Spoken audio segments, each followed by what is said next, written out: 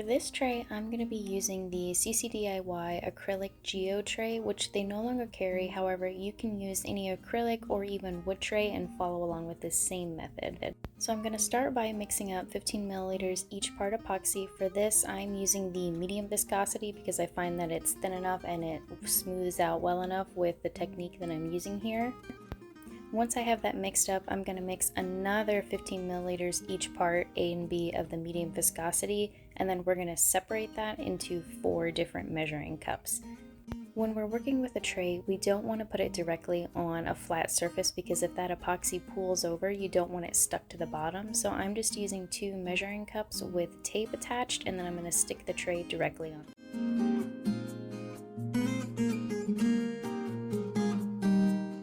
Once you have your epoxy split up between the 4 separate measuring cups, we're going to take the 1 measuring cup and we're just going to dump it over the entire tray, and then we're going to spread that out.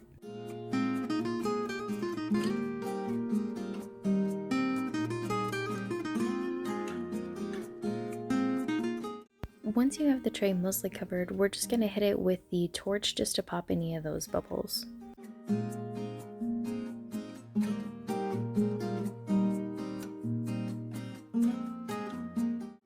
So now we're just going to mix our glitters directly into the epoxy. I am using 3 separate glitters here, and then I'm also going to add a little bit of mica powder into one of the glitters just to give it a little extra sparkle too.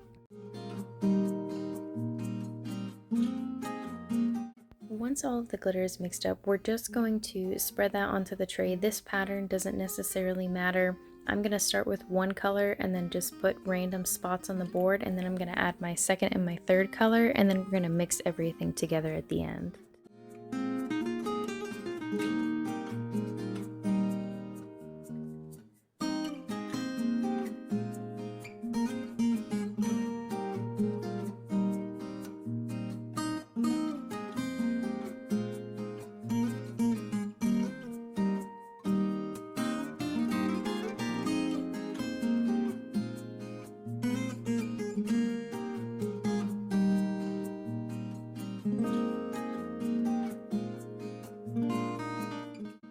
Using a toothpick, or you can use the same popsicle stick, you're just going to essentially drag it in a diagonal pattern and kind of blend those all together. This step is entirely up to you. You can swirl or move the glitters however you'd like. I found for my pattern, it looked best whenever I was using the diagonal method. So it kind of swirled all the colors together, but it didn't blend them so it looked messy.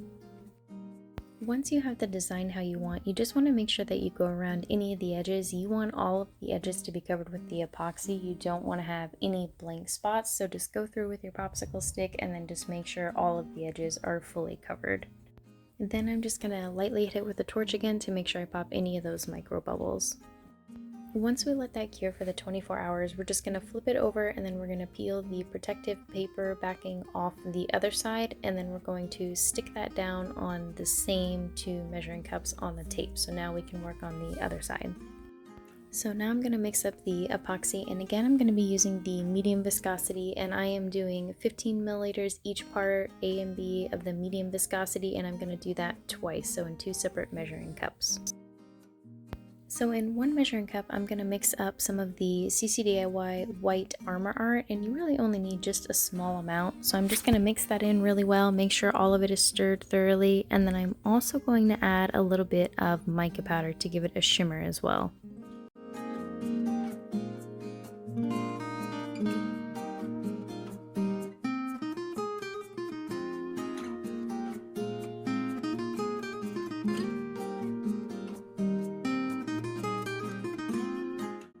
To the 2nd measuring cup of epoxy, I'm only going to add just a little bit of the same mica powder just to give it that gold shimmer also.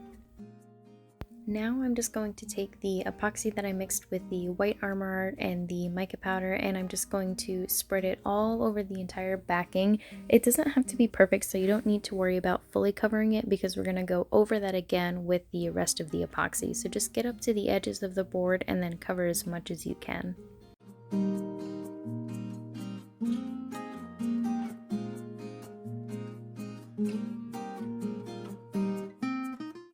Now we're going to go in with the second measuring cup of epoxy, and then we're just going to kind of fill in all of those spots. So this part, it doesn't necessarily matter because we're going to be going over it with alcohol ink anyway. You just want to make sure that all of the edges of the board are completely covered.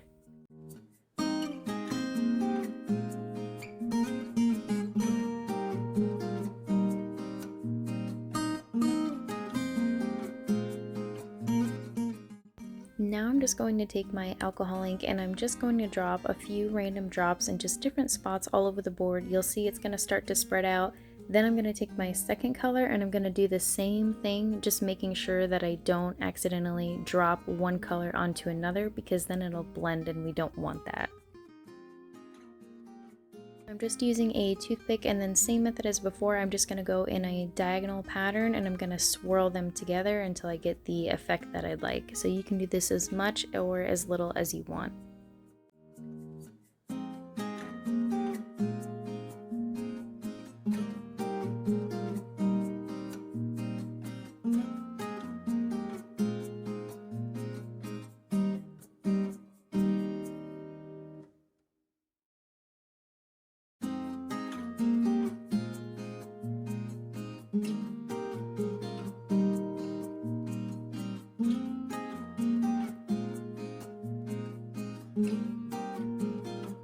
I also decided to add just a little bit of the gold precious metal flakes from CCDIY, so this kind of helped to give it a little extra sparkle on that back.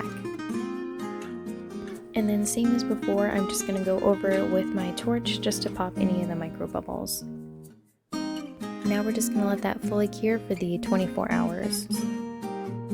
So I went ahead and I cut my design out, and then I am just using plain white glossy 651 vinyl. So I cut that out, now I'm going to weed it, and then we're going to transfer it directly onto the board. You can choose whatever side you want. For mine, I went with the glitter side because I found that it was a little easier for it to show through.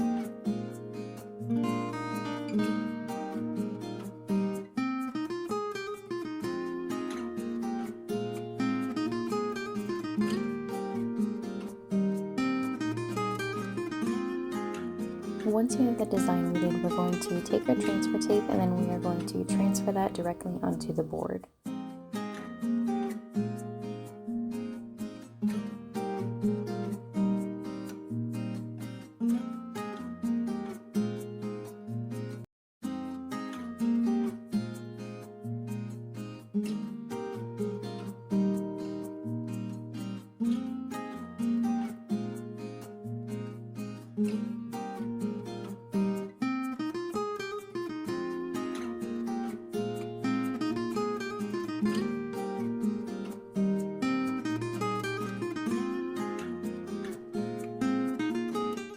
Once you transfer the design, we're then going to go over it with a final coat of epoxy. So again, I'm mixing up 15 milliliters of each part A and B of the medium viscosity again, and then I'm going to apply it directly over the board.